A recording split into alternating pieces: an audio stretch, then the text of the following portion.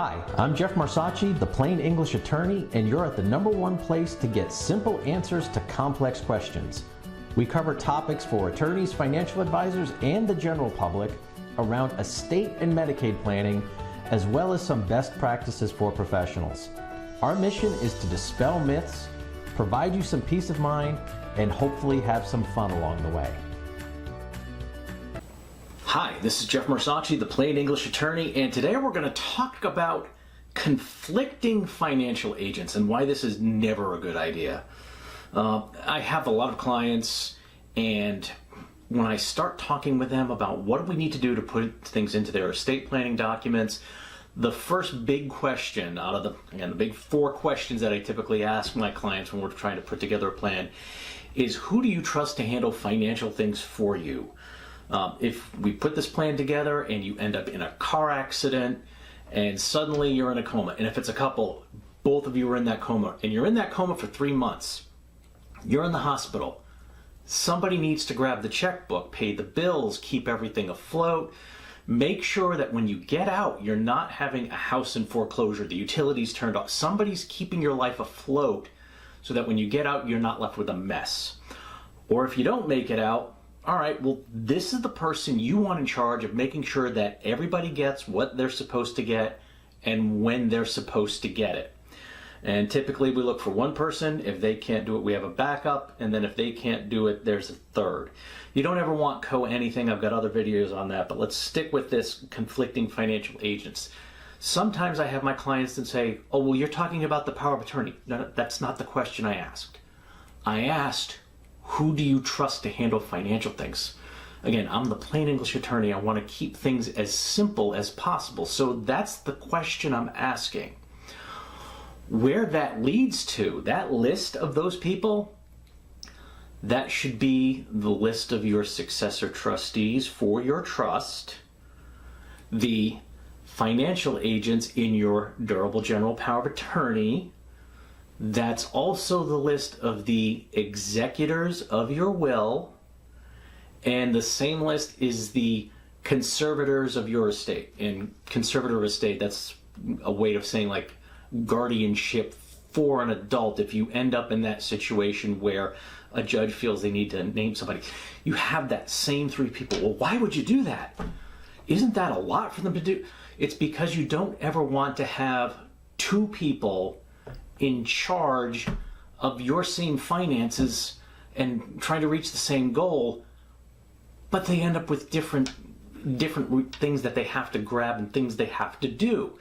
If you want one person in charge of your finances, they can get all the help they want. They can hire people, they can work with accountants and financial, whatever. They can work with anybody, but somebody's got to be in charge, and it's got to be one person. Well, I want my son to be my trustee, but I'd rather have my brother as my power of attorney. All right, you're in that car accident. And now suddenly your son steps in and he's in control of all of the assets that are in your revocable trust, which often doesn't mean things like your vehicle, it's not in the trust, for example. And your life insurance isn't typically owned by the trust, it's just payable upon death into the trust. And IRAs and 401ks and other retirement accounts, you do not put them into the trust because it's a taxable event. Oh, so now your brother's in charge of those assets. So 2 people are trying to take care of your financial well-being, and they may have very different ideas on how to do it, and they've got different resources. That just doesn't make sense. You want one person who's in charge of both. All right.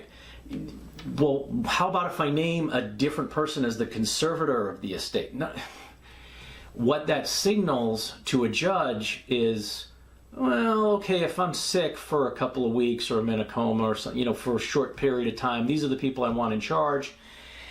If not, then I want this other person. That's signaling to them, yeah, if this is going on longer than, just a brief period of time, then you want them to overrule the people that you've named to be as your trustee and as your power of attorney, and it's almost guaranteed it's going to end up in court. Whereas that's not what most of my clients want. What they want is for all of this to avoid court. So having that same list as your trustee, your power of attorney, conservator of the estate, and then the executor of the pour-over will. All right, what if there are these things that do end up in probate, and sometimes it's vehicles, small bank accounts, tax refunds, people sending checks in after you're dead. Okay, those have to go through probate. Why would you want someone being your trustee and a different person being that executor? Now, I can tell you from experience, what ends up happening is the trustee is, wow, this is nice and easy. This is pretty easy to be, to handle settling a revocable living trust. There's stuff they have to sign, their assets they have to gather, but hey, no big deal. They're not dealing with all of the court restrictions and the court deadlines, and we need these 5 pieces of paper that going around this one $2.58 transaction that we need copies of the canceled check if we're going to go through it. And the trustee doesn't realize that the court process is so much more burdensome. What they're seeing is, I managed to settle $3 or $4 million or $700,000 or $800,000 in this trust in the matter of several weeks. Why is it taking 6 months for this $35,000 that's in court? This is ridiculous. You're incompetent, and now you're setting up more conflict.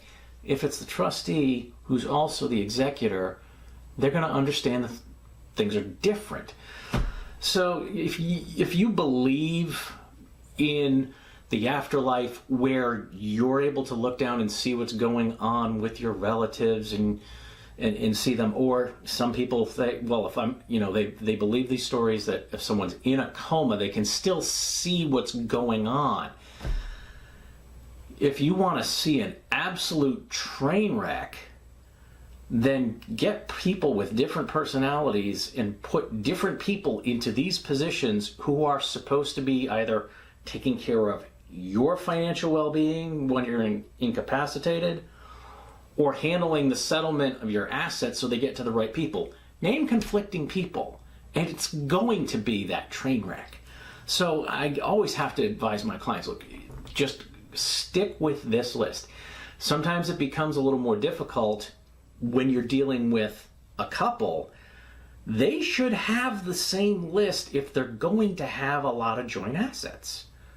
If they're having a lot of joint assets, they're having a joint revocable trust, which means, okay, you don't want 2 different people in charge of your trust assets and your assets that are outside the trust. Imagine this scenario where you have, okay, it's the son who's the successor trustee, but mom has her sister as her durable general power of attorney, and dad has his brother as his durable general power of attorney. Now you've got 3 people trying to take care of mom and dad who are in a coma in a hospital, handle their finances.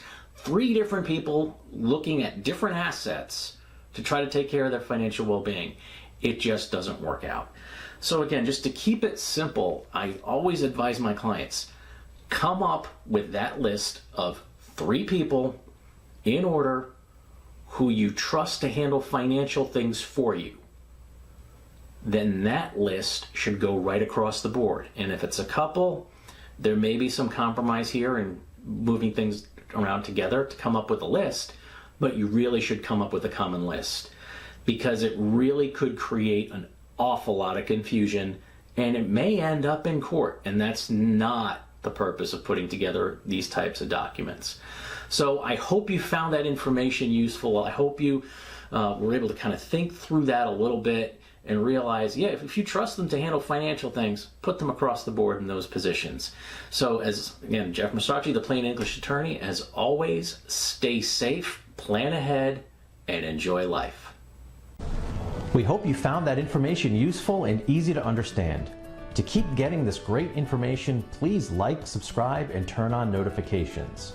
To get even more information more quickly, follow the links below to some of our free, no obligation programs.